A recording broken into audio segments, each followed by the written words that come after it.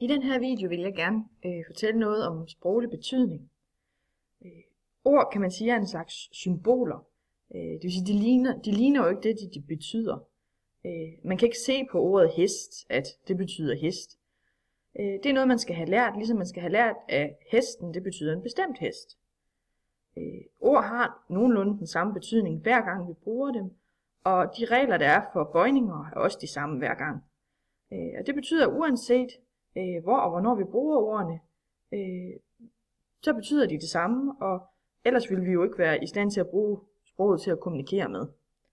Så sprogets betydning er altså en slags aftale, vi har med hinanden.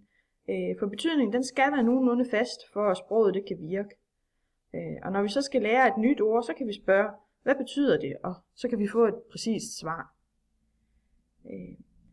Men fordi betydningen, det er sådan en slags aftale, der er mellem dem, der bruger sproget, så kan betydningen også ændre sig. Og det samme ord behøver ikke at betyde det samme altid. I dag der kan man for eksempel godt sige, at det var rimelig ubehageligt, og mene, at det var ret ubehageligt, eller temmelig ubehageligt. Men for en generation eller to siden, der kunne man ikke bruge ordet rimelig i den her betydning. Der betød det, at noget var i orden, eller fair, acceptabelt, eller fornuftigt. Og det kommer af udsagnordet rime, og det vil sige, at det er rimeligt, at det rimer på virkeligheden. Altså passer sammen med noget andet. Og det er jo ikke rimeligt, at noget er ubehageligt. Det er faktisk urimeligt. Men efterhånden så har ordet altså fået en betydning, der minder om temmelig eller meget. Og ordet har altså flere betydninger, og yngre mennesker vil bruge det med en anden betydning, mens forældre vil synes, at det er underligt, eller måske ligefrem urimeligt. En urimelig måde at bruge ordet på. Hvis jeg skal prøve at nævne et andet eksempel, så bruger vi også ordet betyde om andet end rent sproglige fænomener. Vi siger for eksempel, min familie betyder alt. Et brækket ben betyder et farvel til OL-drømmene, og hvis jeg bliver syg, betyder det, at jeg ikke får skrevet den stil. Og også ting, det kan betyde noget. For eksempel, en Alfa Romeo betyder noget andet end en Skoda. Et stykke sushi betyder noget andet end en hotdog, og et jakkesæt betyder noget andet end en termovest. Alle mulige fænomener kan betyde noget, og i den sidste ende er der ikke noget, der ikke har en eller anden betydning. Det skyldes, at det med betydning er noget, der er imellem mennesker. Det er betydning i alle de signaler, vi sender til hinanden, og i alle de ting, vi er optaget af. Betydning handler om, hvad der betyder noget for os, og hvorfor det gør det, og også om sprogets betydning. Hvad er så ordets grundbetydning? Grundbetydningen, det er den mest almindelige eller typiske betydning af et ord. Det vil sige, det er det, der står i ordbogen. Her har jeg igen brugt eksemplet med hesten, hvor I ser opslaget herovre i siden, hvor der står, hest det er et hovdyr, et stort aflangt hoved, osv. osv. osv. Men det kan altså også være et aflangt gymnastikredskab, og så videre. Så det med et ords grundbetydning, det er altså den mest typiske betydning, men de fleste ord kan have mange forskellige betydninger. Men den grundbetydning er altså den mest typiske. Selvom de fleste ord kan betyde mange forskellige ting, så der er det sjældent, at vi kommer i tvivl om, hvilken en af det egentlig er den relevante i den sammenhæng, vi er i. Næsten ingen er i tvivl om, hvad der menes, når man for eksempel siger, at der ligger et rødt hus, eller at han er god til at holde hus med sine penge. Man meget sjældent kunne forveksle de her to betydninger i forhold til ordet hus. Men når nu vi for eksempel kommer ud i nogle lidt mere atypiske betydninger for ordene, så bliver det lidt sværere. Hvad betyder det for eksempel at holde sit hus i forhold til at holde hus med noget, eller at holde åbent hus?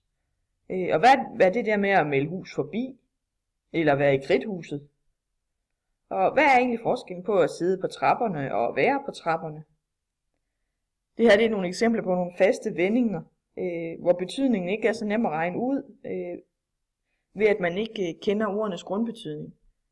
Det kan være lidt svært at have med at gøre, og sådan især for nogen, der er ved at lære dansk, eller ikke har dansk som deres modersmål. Man kan også tale om, at ord kan have forskellige værdiladning. Og det er nogle ord, det betyder det samme, men de giver forskellige associationer. Man kan for eksempel omtale sin hustru som min dame eller min kone. Man kan også sige, at det er en kælling eller en gran. og en hel masse andet, og alligevel så taler man om den samme person. Ordene betyder det samme, for så vidt de beskriver den samme person, men deres værdiladning er vidt forskellig. Man kan også sige, at deres denotation er den samme, mens konnotationerne er forskellige. Denotationen, det er altså det, som ordet henviser til, og konnotationen, det er de medbetydninger og associationer, som det valgte ord, det giver anledninger til. Nogle ord giver overvejende positive konnotationer, dem kalder man også plusord, og dem, der giver negative konnotationer, kalder man for minusord. Her har jeg lavet et eksempel med frygt. Den konkrete betydning af her, det er det, som jeg har slået op i ordbogen. Der står en stærkt ubehagelig følelse, fremkaldt af en forestilling om, at nogen eller noget er farligt, osv. Hvis man så for eksempel skulle tage konnotationen til frygt, så kunne det altså, som I ser her, være eksempler på nogle af de her medbetydninger og de associationer, som det her ord giver anledning til. Jeg er sikker på, at der er nogle af jer, der kan ikke genkende til det, der dukkede op i jeres hjerner, da I hørte det her ord. Hvis jeg skal uddybe det her med de positive og negative konnotationer, så kan man også sige, at der kan være forskel på, hvordan de her konnotationer bliver opfattet i forhold til den kultur, man er en del af. Nogle ord kan for eksempel være neutrale i visse kulturer, mens de i andre sammenhæng kan have en mere negativ klang. Konnotationerne de er altså ikke mere faste, end at de varierer i forskellige grupper af sprogbrugere og i forskellige kontekster. Der er for eksempel mange ord, der historisk set har ændret deres værdiladning. Et eksempel kunne være et ord som idiot. Det var engang en klinisk betegnelse, og på ældre bykort, så kan man finde ord som idiotanstalt, anvendt på en helt neutral måde, uden at det er et skældsord. Men de her ord er ikke længere neutrale, det vil sige, at de er blevet til skældsord. De har ikke nogen entydig denotation længere, men bruges i en række billedsproglige betydninger med forskellige konnotationer. Og der foregår jo faktisk altid en sproglig debat om, hvilke betegnelser man kan anvende over for eksempel samfundets forskellige befolkningsgrupper. De har alle sammen en eller anden form for værdiladning, og det, at der er forskel på at kalde en gruppe for idioter, eller åndssvage, evnesvage, eller mentalt handicappede, eller udviklingshæmmede, det er eksempler på, at der kan opstå de her nye betegnelser. Men spørgsmålet er så, hvad de her ord egentlig reelt betyder. Nogle mennesker mener egentlig i en vis forstand, så bliver det som om, at man omtaler dem som en hel gruppe med negativt lavede ord. Og gruppen vil få en negativ identitet. Men det kan der jo være delte meninger om. Hvis jeg skal prøve at springe videre i teksten, så vil det næste, jeg gerne vil gennemgå for jer, det er en eufemisme. En eufemisme er et udtryk med en neutral værdiladning, som bruges om noget ubehageligt eller tabubelagt. Et eksempel det kunne her være, at han er død, og så i stedet for at sige det, så siger man, at han er sovet ind. Et andet eksempel kunne være afføring.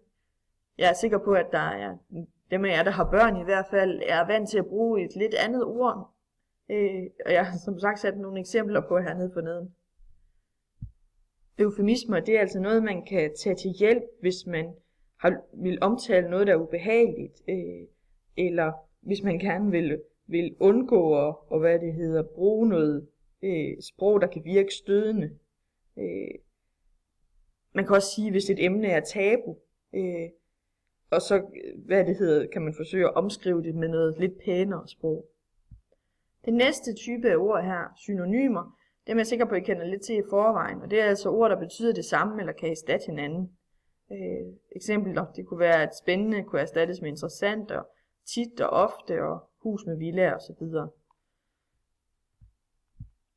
Det modsatte af synonymer, det er altså antonymer. Altså det er så begreber, der betyder det modsatte. Og jeg synes også, at den kategori giver sig selv.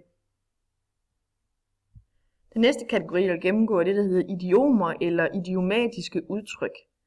Og det er et billedligt udtryk eller en fast vending, som er særpræget for et sprog eller en dialekt, eller det, man kalder et sociolekt. Jeg uddyber, hvad et sociolekt er lige på et af de næste dias. Et eksempel kunne være, at jeg betegner sig som, jeg er på trapperne, eller nu må vi lige tage og spytte i næverne, så vi kan komme i gang med at arbejde. Det er altså sådan nogle billedlige udtryk, som vi bruger i vores hverdagssprog, men som jeg nævnte tidligere, er det noget af det, der kan gøre det rigtig svært, for eksempel at lære dansk for udlændinge. Fordi, hvad betyder det egentlig, at jeg er på trapperne? Det betyder jo ikke, at jeg sidder ude på trappen. Det betyder jo, at jeg er på vej. Og jeg spytter i næverne, så står jeg jo altså ikke og fylder min hånd med mundvand. Det jeg er i gang med, det er, at jeg er ved at tage mig sammen til, at jeg skal gå i gang med at arbejde. Herovre til venstre, der har jeg et eksempel, eller undskyld til højre, der har jeg et eksempel på nogle af de her sproglige kikser, hvor der sker fejl i den måde, vi bruger de her billedlige udtryk. De ændrer deres betydning. Her er der et eksempel på, at han måtte gå for luderkoldt vand. Og det her, det er altså nogle eksempler, som Dansk Sprognævn, som har udgivet de her sjove lille klip, de har udgivet, fordi det er noget, de har hørt nævnt i sproget. Og jeg ved ikke, om der er nogen af jer, der kender den rigtige udgave af det her. Om lud og koldt vand, som der står, det henviser til ekstra koldt vand, det vides ikke, fordi det her ord er altså ikke noget, der findes registreret i nogen ordbog. Men lud derimod, det var noget, man brugte som sæbe, og det med at gå for lud og koldt vand, det betyder, at man var nødt til at vaske sig i lud og koldt vand, og ikke havde varmt vand og sæbe. Og så her opstår så den her overført betydning med, at man er forsømt, at man er overladt til sig selv. Men det er altså et godt eksempel på en af de her faste vendinger, som bliver så fortærsket, eller man skal sige, bliver brugt, uden at man er opmærksom på, hvor ordene egentlig stammer fra, at de egentlig mister deres betydning. Andre ord, som det kan være svært at gennemskue, det er fremmedord. Fremmedord, det er ord, vi har importeret eller tilpasset til dansk fra andre sprog, og udtalen og bøjningen er ikke nødvendigvis tilpasset. Nogle moderne eksempler kunne være Twitter, men det kan også være et ord som prioriterer, som egentlig er et ord, vi forbinder med dansk, men er et ord, vi har lånt fra fransk. Så jeg har fundet et lille sjovt eksempel hernede, hvor der står ud med de invasive gloser, pust dem. Jeg ved ikke, om I kender ordet invasiv, men det er altså sådan noget med, når dyr, for eksempel nye arter, bliver introduceret i vores natur, og vi ikke vil have, at de skal være her, så kalder man dem invasive. Dem vil vi af med igen, og her vi er altså ved grænsen, hvor Dansk Sprognævn er ved at få vist de her gloser her. Pust dem, ja. Andre eksempler kunne være tanken herovre, eller den her store tank, eller silo, som igen er et fremmedord. Jeg vil også lige kort komme omkring skældsord, som er en fornærmelse af en person, som ofte er noget, der forekommer i ungdomssprog. Her har jeg taget et eksempel fra Tintin, men også et eksempel fra sådan en tegneseriestribe, hvor der står, jo, fede luder, hvor hun så siger, at jeg foretrækker altså det mere inkluderende sexarbejder. Og det er jo et godt eksempel på det her med, at ord kan have forskellige denotationer og konnotationer. At hvad det hedder, at det de to unge mænd, der egentlig anser som et skældsord, egentlig for hende er en korrekt betegnelse, men hun vil egentlig hellere kalde sexarbejder. Og det, man bruger ord på forskellige måder, det handler meget om det, man kalder sociolekt. Altså det vil sige, at man har en variant af sproget, der er fælles for medlemmer af en bestemt social klasse. For eksempel kan man også kalde det gruppesprog. Vi kender rapperkulturen, som har sit helt eget sprog. Men det kan også være, at man hen i ungdomsklubben har sit eget sprog, eller at man i pensionistforeningen taler på en bestemt måde til hinanden, som man ikke nødvendigvis taler ud i samfundet. Og her ser vi et eksempel på, hvordan to af de her grupper de støder sammen. Hey mormor, jo fucking seriøst, her er froderen mad, jeg skylder dig en bjørnetjeneste. Og så kan vi se derovre hos mormor, at hendes forståelse af, hvad det danske sprog det er, den bliver langsomt knust. Og i øvrigt bliver jeg nødt til at sige til sidst, det der med at skylde nogen en bjørnetjeneste, det er også en af de der faste vendinger, som man kan diskutere, fordi det med at skylde nogen en bjørnetjeneste, er det noget negativt eller noget positivt? Jeg er sikker på, at hvis vi har siddet i et klasselokale, så ville I have været meget uenige om, hvorvidt det er negativt eller positivt, fordi det er en af de betegnelser, hvor der er blevet så tvivl om det, fordi den er blevet brugt forkert i så lang tid. Så i dag kan den faktisk sige at have begge betydninger, hvilket gør det ret forvirrende. Jeg håber, at den her lille video har hjulpet jer til at forstå nogle af de begreber, som I har læst om i Begreb om Dansk.